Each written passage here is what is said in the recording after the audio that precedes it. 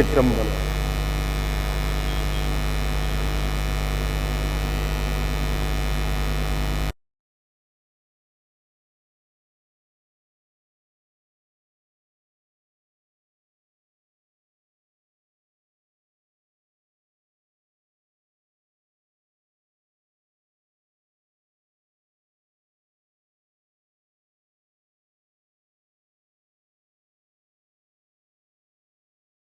சராசரங்களுக்கெல்லாம் அதிபதியாக விளங்கக்கூடிய முருகப்பெருமானுடைய ஒப்பற்ற பெரும் கருணையினாலே ஞானத்திரள் தெய்வச்சேக்கிழார் அருளி செய்த பெரிய புராணத்தை ஆங்கிலத்திலே வழங்குவதற்கு திருவருள் கூட்ட இன்றைய தினம் ஆங்கிலத்திலே நீலகண்டத்து குயவனார் என்கின்ற நாயன்மாருடைய வரலாற்றை நாம் சிந்திப்பதற்கு திருவருள் கூட்டியிருக்கு. ஆலால Sundarar, otherwise known as Nambiyarurar, has been sent to this world by Lord Shiva to gift the Saivas with the Thiruneelakandathu Kuyavanar, wherein Alala Sundarar listed the special devotees of Lord Shiva. Alala Sundarar, otherwise Sundaramurti Swamigal, listed about 60 such devotees called Nayanmar in the Thiruneelakandathu Kuyavanar. Even though he has listed 60, it doesn't mean it stops with only the number of 60. Of course, there are numerous Saivas who actually were very fond of Lord Shiva and offering their love and life for Lord Shiva. However, here in Thiruneelakandathu Kuyavanar, Alala Sundarar listed the known Saivas, known devotees, known Nayanmar of about 60. Even though we say that the Nayanmar's number in 63, here I am telling you only 60 Nayanmars, because we must understand that Alala Sundarar he will never include his name in the list. He will not call himself as a Nayanmar. Rather, he will not call himself as a Nayanmar, it is true, and he will not call his father as a Nayanmar or mother as a Nayanmar. Only subsequently, in the 9th century, he has gifted the Thiruneelakandathu Kuyavanar. In 10th or 11th century, when Nambiyandar Nambi composed all the verses, he only included Sundaramurti Swamigal and his parents in the Nayanmar's list. That is how the 60 had become 63. The last Sadayanar, Isaiyaniyar, Sundaramurti Swamigal, all the 63 Nayanmars. Now, in the 12th century, Devachekizhar was sent by Lord Shiva to write the life histories of all the Nayanmars, touring the entire Tamil Nadu, gathering all the informations available, scrutinizing all the scriptures and also the stone scriptures, including the stone scriptures. He gathered all the information and wrote down the Periya Puranam. So, Periya Puranam is a holy literature for Saivas, wherein Devachekizhar has taken all the pains to give the life history of all the Nayanmars in true shape and form. So, the history narrated by the Devachekizhar has been considered as authentic, is now considered as authentic. As a matter of fact, so many historians refer Periya Puranam for some historical events also. It is because Devachekadar was the chief minister of the Chola king, Anabhaya Chola. So he was having his own responsibilities and he has enough knowledge in ruling over the province, and he has some influence to collect details, and he felt that the facts submitted in the literature should be 100% true to its form. So that is why he has taken so many pains to verify the facts or informations he gathered, because so many stories were being told ages after ages. So those stories cannot be relied upon. So he verified them whether it had any true sense. Then only he used them. So we had Periya Puranam as a true true protection of the life history of all the Nayanmars. Saivats are very fortunate and to have Devachekadar to gift the Periya Puranam. In Periya Puranam, Devachekadar, he just followed the Thiruneelakandathu Kuyavanar in all aspects. As a matter of fact, the order of Nayanmars followed by Alala Sundaramurti Swamigal was strictly followed by Devachekadar. He didn't include his own things. He only followed what Sundaramurti Swamigal had narrated in Thiruneelakandathu Kuyavanar. He only elaborated the facts. As a matter of fact, in a single line, the Sundaramurti Swamigal, our Sundaramurti Swamigal would have given the name of the Nayanmar. For example, Thillevazh Andanardam Adiyarkum Adiyen, Thiruneelakandathu Kuyavanarkum Adiyen. That's how he has mentioned Thiruneelakandathu Kuyavanar. The first Nayanmar he has mentioned is Thiruneelakandathu Kuyavanar. When he finishes the 60th Nayanmar, he finishes with Thiruneelakandathu Yalpana, Thiruneelakandathu Panarkum Adiyen. So he starts with Thiruneelakandam and ends up with Thiruneelakandam. That is why we are very sure about the Nayanmars sung by our Sundaramurti Swamigal is countable only up to 60. Okay, now we have seen why it has become 63 and we have assigned the reasons, and we have also attributed the facts to the thing that we are calling Nayanmars 63 in number. Okay, Devachekadar is able to give the facts, as we have already mentioned, not only out of his touring, not only out of the facts he found in other books, but he himself has been what we can say, that he has been guided by the Lord Shiva himself. Whenever Devachekadar has some hurdles, or when he is stuck up with something else, he was praying to the Lord Nadaraja in Thillai to overcome the difficulty he has encountered.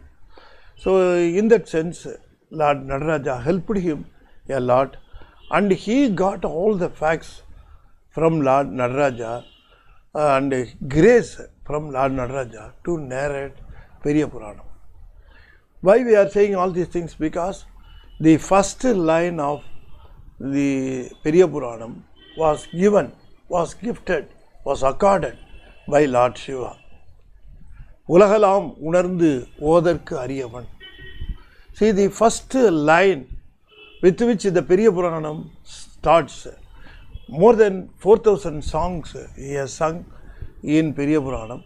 The first song, the first line was given by Lord Nataraja in Chidambaram. When he was about to start the literature, the divine literature, he was thinking how to start, where to start, he was thinking over, and he was also thinking how to pay the price or the prayer to Lord Nataraja. When he was thinking, or we can say that he was in Dhyanam, we can also claim. At that time, he was given the line by Lord Nataraja. Ulagalam unandu odarku ariyavan. This was the line given by Lord Nataraja to commence the songs in Periya Puranam. So the first song, the first line is owned by Lord Nataraja. Then subsequent lines were sung by the Devachekada. உலகலாம் உணர்ந்து ஓதற்கு அரியவன் நில உலாவிய நீர்மலி வேணியன் அலைகள் சோதியன் அம்பலத்தாடுவான் மலர் சிலம்படி வாழ்த்தி வணங்குவாம். That's how the first song goes, wherein the Lord Nataraja was praised in the first sonnet or the first song by Devachekada. So the song, as a matter of fact, the songs were having a very nice start. The starting line, the first line was gifted by Lord Nataraja. So whenever we have some doubt, we must understand that the whole book has been, or the whole Periya Puranam has been authorized by Lord Nataraja. It was the meaning, real meaning behind the fact that Lord Nataraja has given the first line for Periya Puranam. What does it actually indicate? It actually indicates whatever being narrated in Periya Puranam, whatever being told in Periya Puranam were approved by me. That was the meaning of the first line being given by Lord Nataraja. Ulagalam unarndu odarku ariyavan. That means the Lord Shiva cannot be understood by the common people who were enchanted by the worldly affairs, and they were inclined toward the worldly affairs, and they think that their life is stable and their life is eternal, but it is not so. So those people will not understand the real greatness of Lord Shiva. They will not understand. So that's how it goes. And from the first song, we understand that Devachekadar wants to give the fact that if we want to achieve the grace of Lord Shiva, the best way to achieve it is to catch hold of the lotus feet of Adiyars. If we do service to the Adiyars, it is equivalent to doing service to the Lord himself.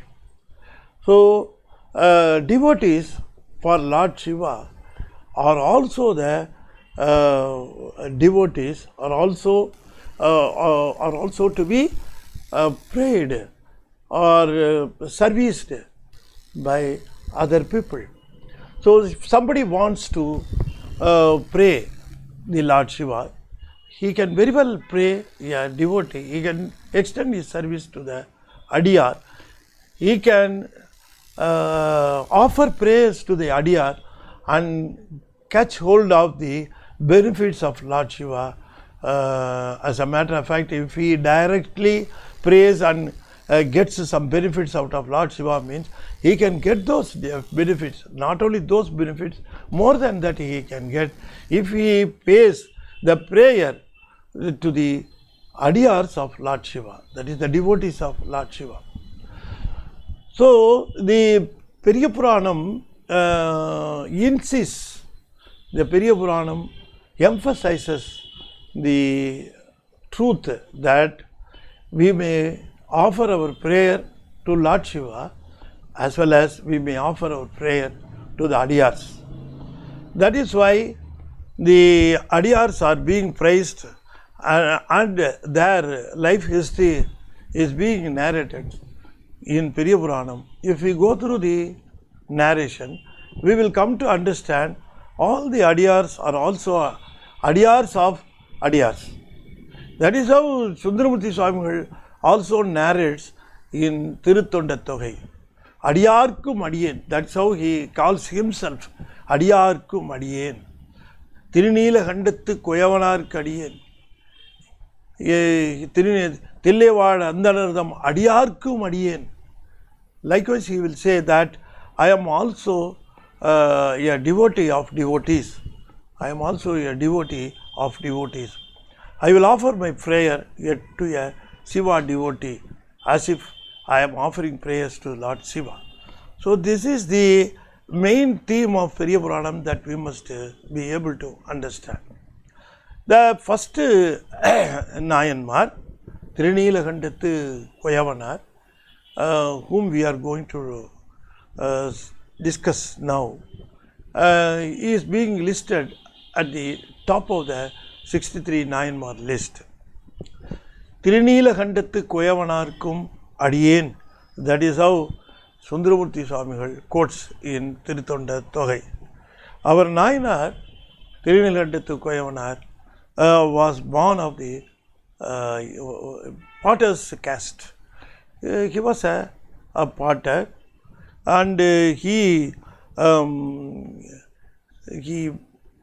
does all the, he is making out all the pots and vessels out of mud, and he was selling them to all the people, and that's how he was running his life. But apart from that, he was a devotee of Lord Shiva. He was a true worshipper of Lord Shiva, and he possessed the merit of being a devout worshipper of Lord Shiva. So he expressed his love over Lord Shiva. How? Will he be visiting temple? Will he be offering prayers? Will he be doing pujas? No, not like that.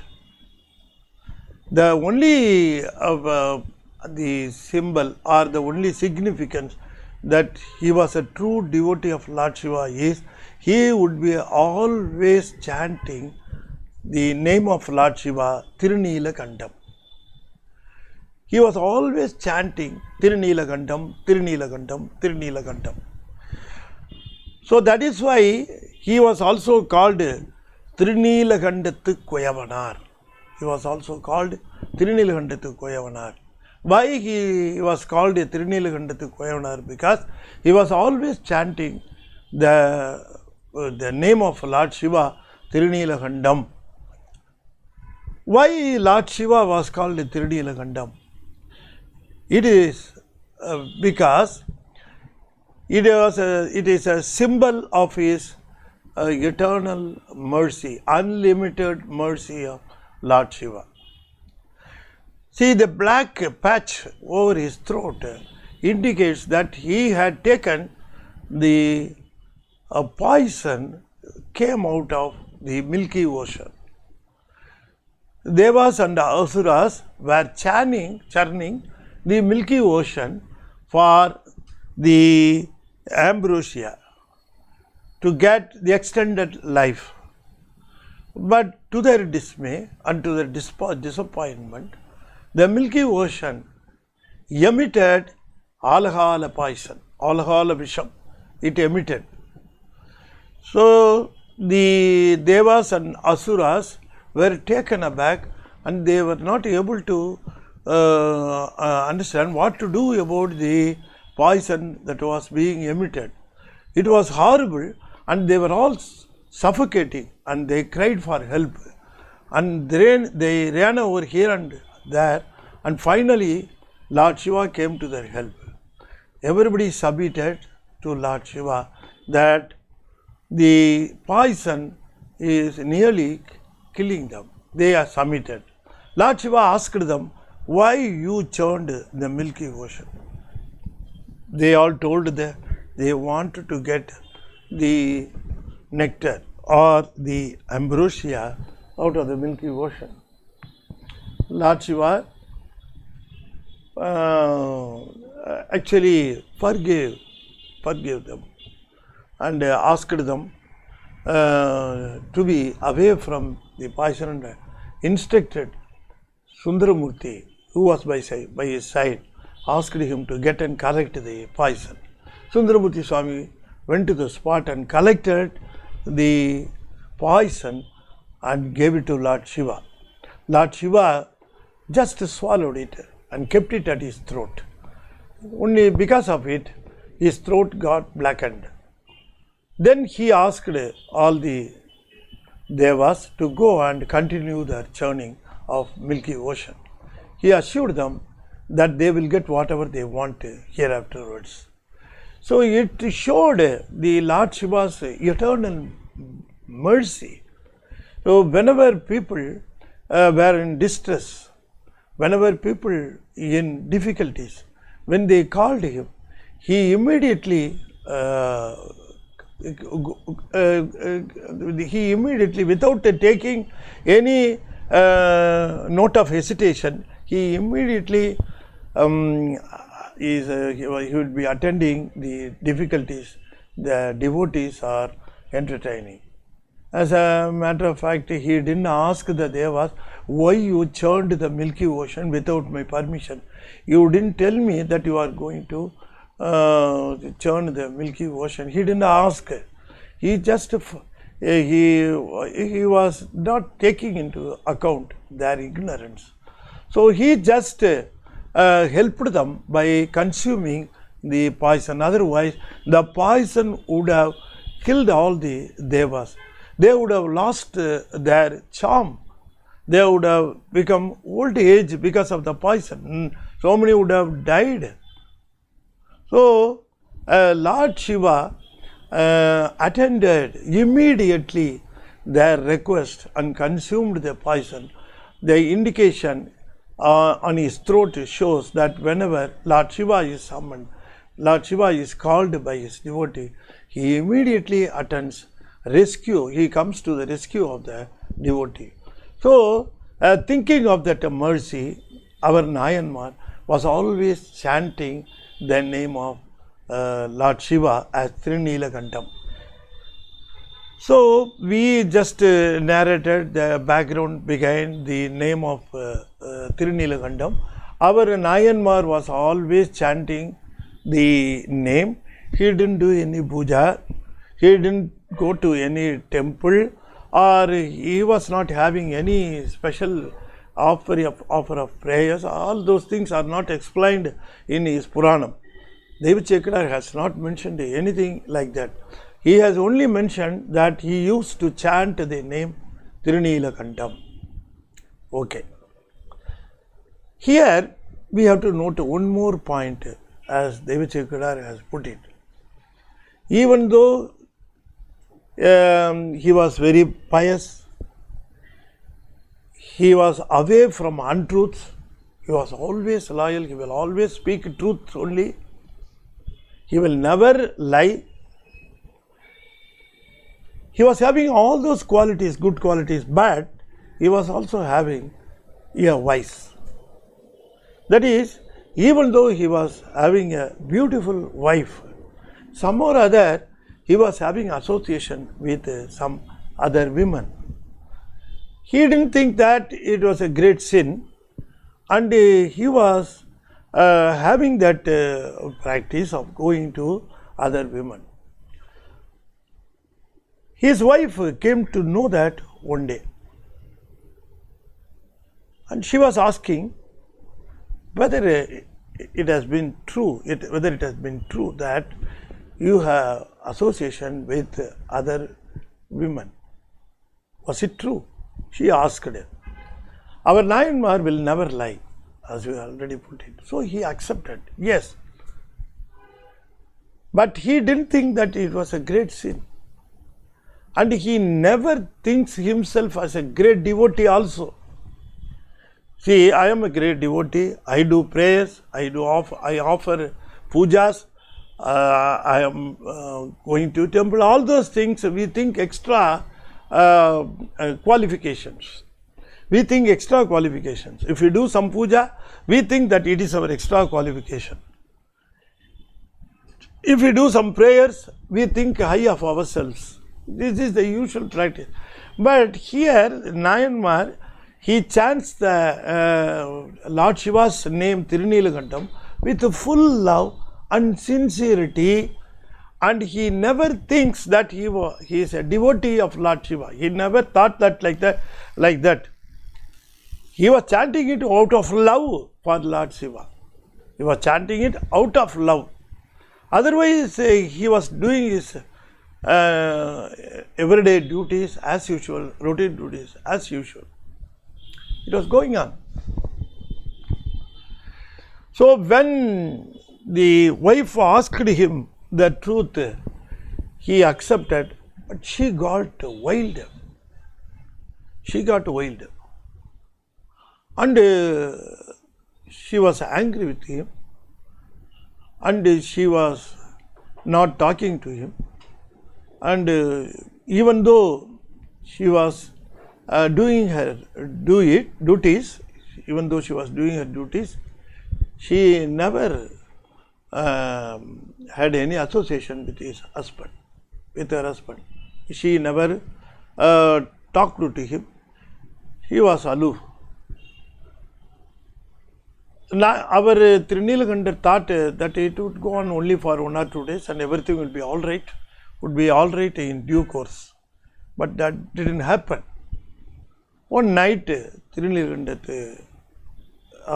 Thiruneelakandathu, he thought that this could not prolong for a long time. This should be ended up. So I will go and convince my wife. So he was uttering some pacifying words, and he was going near her and tried to embrace her. It was a usual practice that a husband, to show his love for his wife, will embrace. So he also thought of convincing his wife, pacifying her. He uttered some words and tried to embrace her. He didn't expect that she would get more wild. She suddenly turned up. "Don't touch me," in the name of Thiruneelakandathu, she uttered. On hearing the phrase, our Thiruneelakandathu was taken aback. See, he was uttering Thiruneelakandathu for a long time. He was uttering the name Thiruneelakandam, he was uttering. But when his wife uttered the Thiruneelakandam, he was taken aback, and something happened in his behavior, in his thoughts, and in his body also. He just stepped back and he thought of the powerful mantra Thiruneelakandam, transformed him into a new dimension, in a new way. He felt himself fresh. He felt himself as if he has been dipped into the holy river. He felt himself that all his sins were washed away. Some or other he felt himself holy by the word Thiruneelakandam. She uttered, "Don't touch," she uttered, "Don't touch us." Some or other she uttered in plural. She said in a plural form. In a singular form, she must have told, Yamai Tindivirayin Thiruneelakandam. In Tamil, Yamai means plural, Yangalai, it's a plural. But sometimes singular will also appear as plural. Yamai means it will also indicate the singular person. It is usual practice to use the phrase like that also, the word like that also. So likewise she said, Yamai Tindivirayin Thiruneelakandam, she uttered, but this plural form has clicked and triggered our Thiruneelakandar. And he decided, since you have told in plural form, I will not touch you, not only you, I will not touch any woman hereafterwards in my life. Since you have given your word on Thiruneelakandam, which I considered as if my life, my soul, on that word you have uttered, only when you utter, I can understand how much value or weightage I am attaching it to the word. All this time I have been pronouncing that name Thiruneelakandam, and that has gathered so much of grace in me. I didn't understand that. Only when you utter the name, it triggered me. So I will not touch you. I will not touch any women folk. Not only physical touch I mean, but mentally also I will not think of any woman in my lifetime hereafterwards till my death. So Thiruneelakandar gave the word and just moved away from his wife. You just think of it. Thiruneelakandar, aged about 20, and his wife, aged about 18 or in the range of teens. You think of their life not touching one another. You think of that life. They were living in a small hut, not in a 2-bedroom flat. They were living in a small hut because he was only a potter. How can you expect a potter to live in a bungalow? He was living in a hut. He was very poor, a poor man, making pots out of mud and earning his bread and butter. So like that he was leading his life. How can you expect him to live a luxury life? He was living in a small hut. Think of that, living in the small hut, and the two of them were there. The two of them were there. If they want, one of them should be going out of the house and taking a nap or sleep outside the house, means it will spread in the neighborhood. Why he is coming out? They are very young. They are a young couple. Why the husband is coming out and sleeping outside? They will ask all questions, and they would understand that there would be some quarrel. There should have been some quarrel between the couple. So the thing will be known to everybody, which they don't want. The husband and wife, they have made an agreement that they should not part with the fact with anybody else, not with the relatives, not with the neighbors, or not with anybody, that they don't touch each other. The fact they decided not to share the information with anybody. So it was very difficult. So living in the same house, being very young and controlling their senses. In the small hut, the husband, Neelakandar, will be lying down.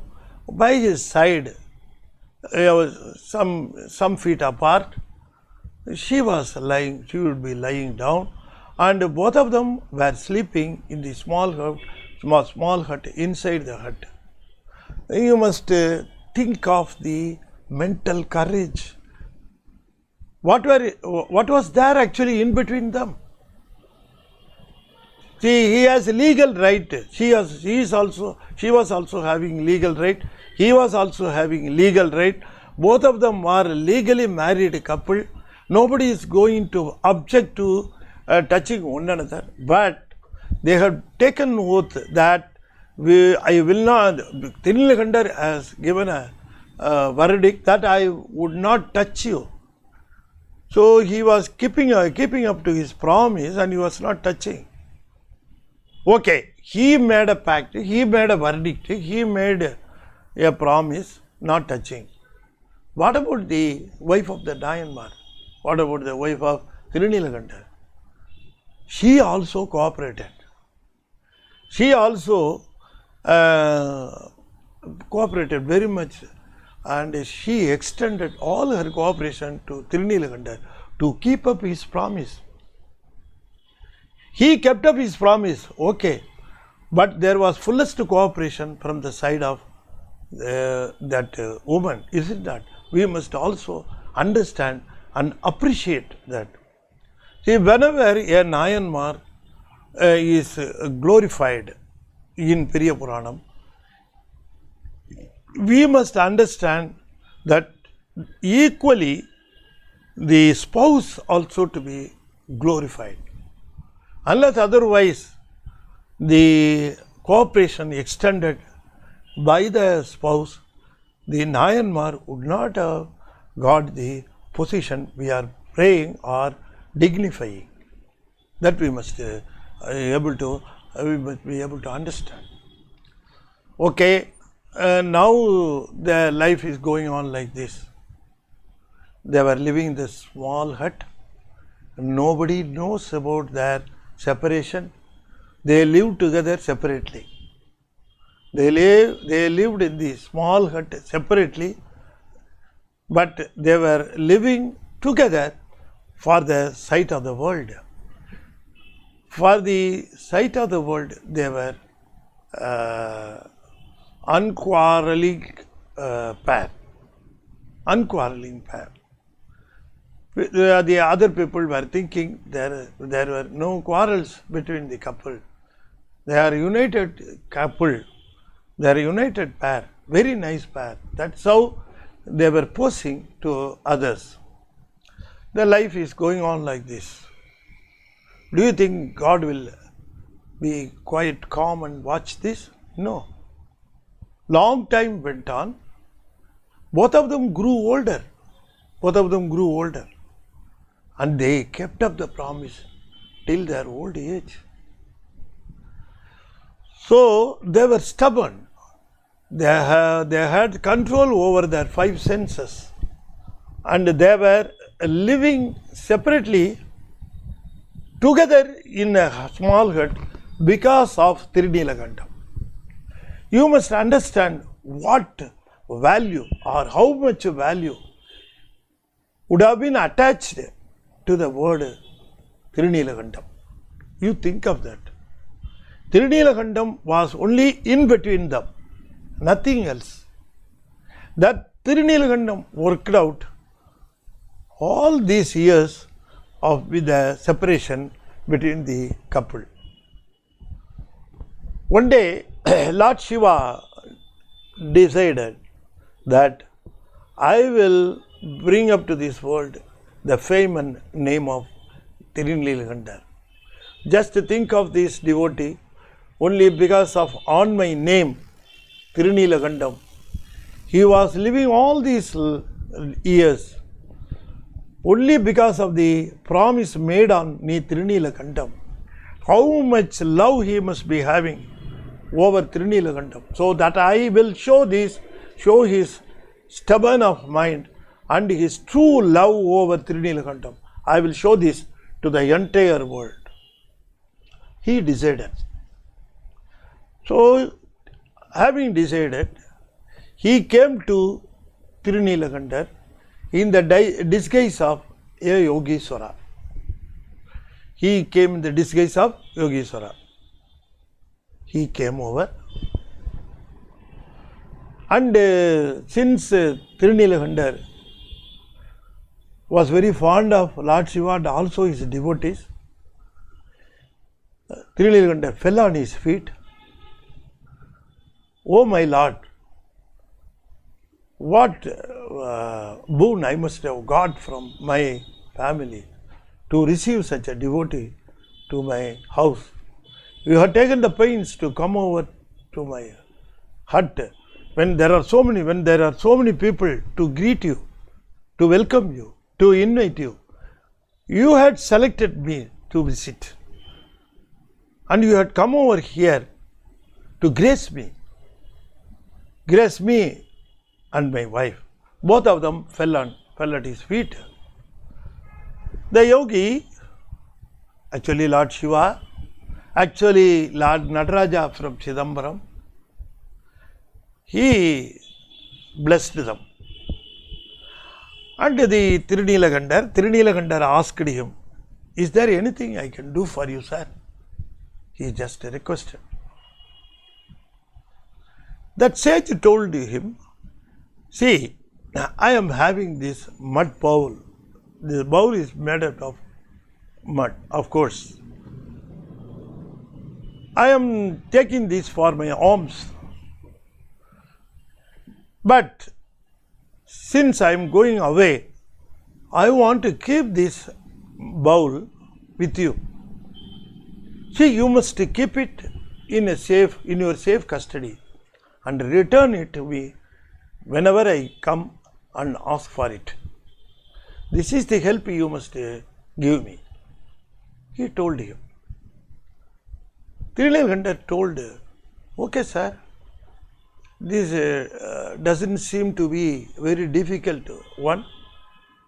You are asking me to keep your bowl in safe custody, I will do it. Whenever you come back and ask for it, I will definitely give it back to you. Give it to me, sir, he asked. One moment that sage hesitated and told him, Thiruneelakandathu, don't think this mud bowl is an ordinary bowl. You may be making so many vessels, pots, bowls, and may be distributing to your people. And also I heard that you are giving bowls on free of charge to devotees, Shiva devotees. Welcome, I welcome it. Okay. But don't think my bowl is just like that. It's not one of your bowls you are just doing and giving to your devotees, to the devotees. This one is special. This one is very special. This one is special means no gold or even silver can come near to this. This has enormous powers. If you put something inside, it will be giving you enormous wealth. So all those things, special qualities this bowl is having. That is why I want to keep it in safe custody. I have come to you. You are a true devotee of Lord Shiva, I heard. That is why I came to you. Can you keep it safe and give it back to me? He asked. If I would have been in his place, I would have definitely refused. Because Thiruneelakandathu is not having any safety locker. How can he safeguard a bowl of this value? He must have told him, sir, I am living in a small hut. You say that this bowl is very valuable. I don't have lockers, I don't have chest, I don't have any other safety mechanism to keep your bowl safe. In a small hut, myself and my wife are living. So kindly take this and give it to somebody else who can keep it very safe and return it to you when you come back. I must have told. But Thiruneelakandathu Kuyavanar, Thiruneelakandathu never didn't tell like that. He accepted.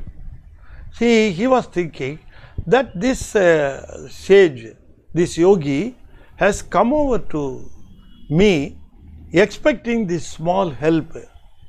Why can't I do this?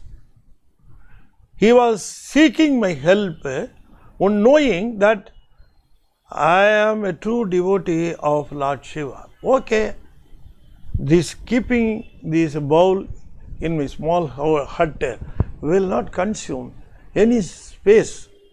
I am going to put it in a safe place and I can return it. Nobody, no thief is going to come over here because I am a poor man. Who is going to care about me? And also, we are old couple. Why people should come over here and trouble us? So that is why the Yogiswara has selected me. He was thinking like that, Thiruneelakandathu. So he got the bowl, went into the house,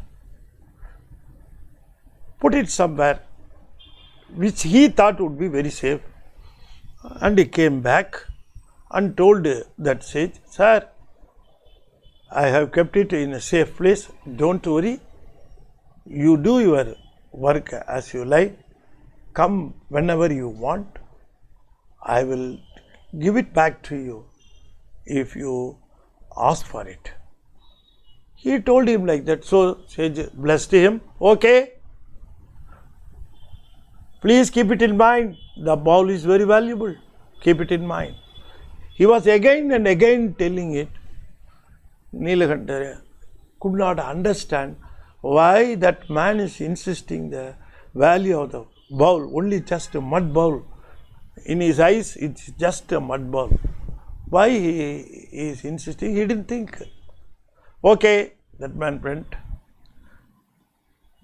Some days have passed. Some days have passed.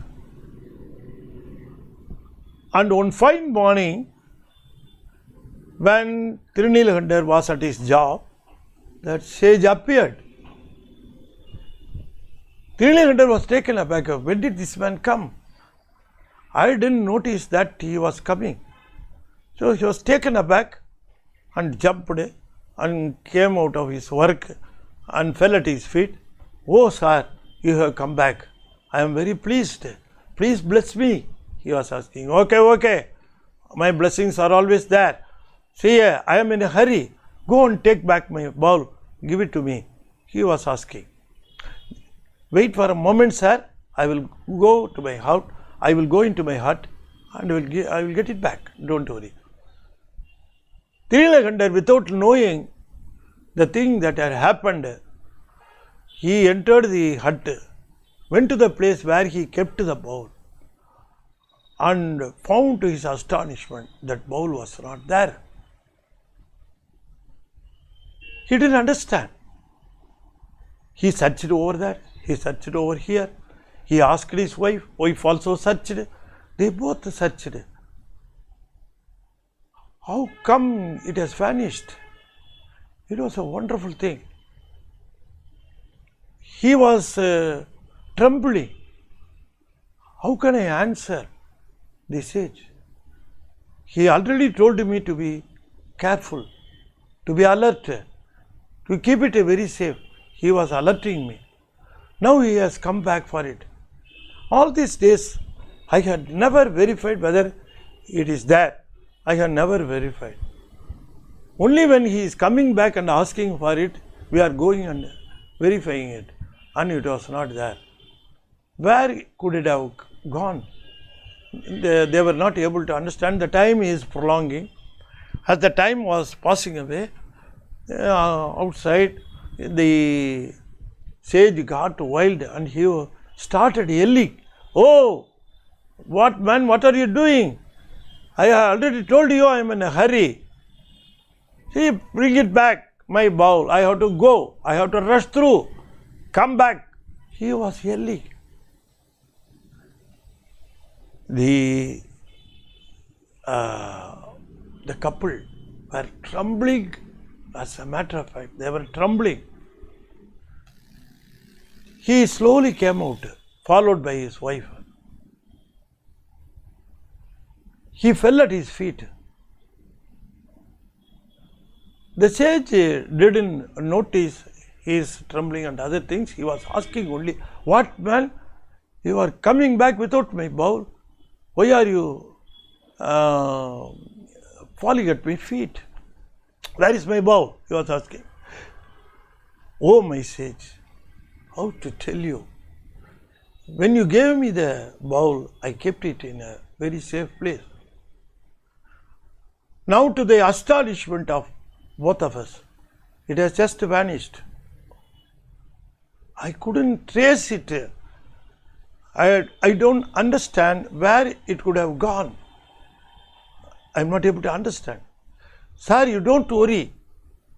I will give you an equal replacement for that or a substitute for that. I am having valuable bowls here, or I will make a new bowl now itself. I will give it to you. Kindly forgive me, sir, he was saying. The sage suddenly got wild. His tension was building up. It can be seen in his eyes. He was shouting at him. What are you talking, man? Don't say that you have lost it. How can you lose it? I have told you the value of my bowl, and you are just coming back and telling me that you have lost it. How could it happen? Okay, now I am able to understand. Since I have told you that it is valueless, you have decided to steal it. You have somewhere or other, you have hidden it somewhere, and you were telling me that it has been stolen or it has been missing. No, I cannot believe this. I am not going to believe you also. I have given you the bowl.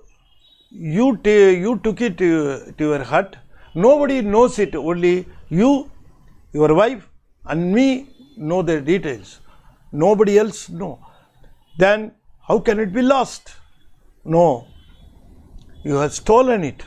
I can understand. I do not know anything. I want my bowl. I will not get any replacement or any substitute or any new bowl. Whatever trash you are saying, I will not accept. Even if you are able to give gold and silver for the value of bowl, I am not going to accept it. Knowing very well that poor couple will go where for gold and silver. They are earning their bread and butter every day. And how can they offer gold or silver? This man was saying him that even if you offer gold and silver, I will not accept. Our Thiruneelakandathu was trembling down, sweating. What to do? Sir, I am just telling you the truth. I didn't steal. I beg your pardon that I don't have even a small thought in my mind to steal it. I am innocent. I am innocent in my thoughts, in my activity. Kindly believe me, sir. He was asking. The sage, the yogi, was not ready to forgive him or was not ready to believe his words. Some or other he had come down and told him, okay, if that was the fact, do me one thing, I will believe you. He was telling. Okay, sir, tell me, sir, what to do. I will do it, sir. Please tell me. He was begging. Okay. If you have sincerity, if you are truthful enough, if you are true enough, if you are very, very honest, you give a promise on the head of your son saying that I have not stolen, keeping your head on your son's head. You utter this oath that I didn't steal, I didn't even think of stealing it. You just utter this oath. Then I will accept. Thiruneelakandathu told him, sir, I pray your excuse. I don't have a son, sir. So I cannot execute the oath you are saying. Oh, you don't have a son? Then do one thing. You execute the oath on your wife's head. Touching your wife's head, you just utter this oath. There was an oath already in between the couple, that Nayanmar, that Thiruneelakandathu has given a promise not to touch his wife. But how can he tell him the oath between them? He was literally non-speaking mood. He was not able to give the man answer. He was blinking. Thiruneelakandathu was blinking. What happened? We will see in the next class. See, whenever we are at difficulties, whenever we feel abandoned, given up, the only source of our consoling is the Lord's name and His lotus feet.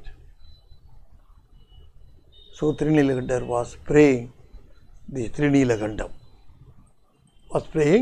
the name Thiruneelakandam, uttering the name Thiruneelakandam to give an idea to come out of this crisis. With that we will stop and we will continue in the next week. To conclude this session, I will utter Namah Shivaya 5 times. I request all the listeners to follow me after I have finished the mantra. O Namah Shivaya, O Namah Shivaya, O Namah Shivaya, Om Namah Shivaya, Om Namah Shivaya. Tiruchitrambalam.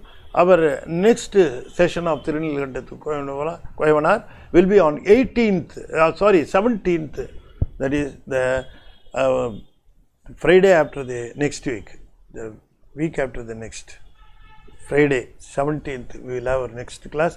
To start with, we will have alternative Fridays this session, and as time goes on, we will increase the number of sessions in due course. So, wishing you all, I just take leave of you. Tiruchitrambalam. தென்னாடுடைய சிவனே போற்றி, என் நாட்டவர்க்கும் கிருபா போற்றி, வெற்றிவேல் முருகனுக்கு அரோகரா. திருச்சிற்றம்பலம். God bless you.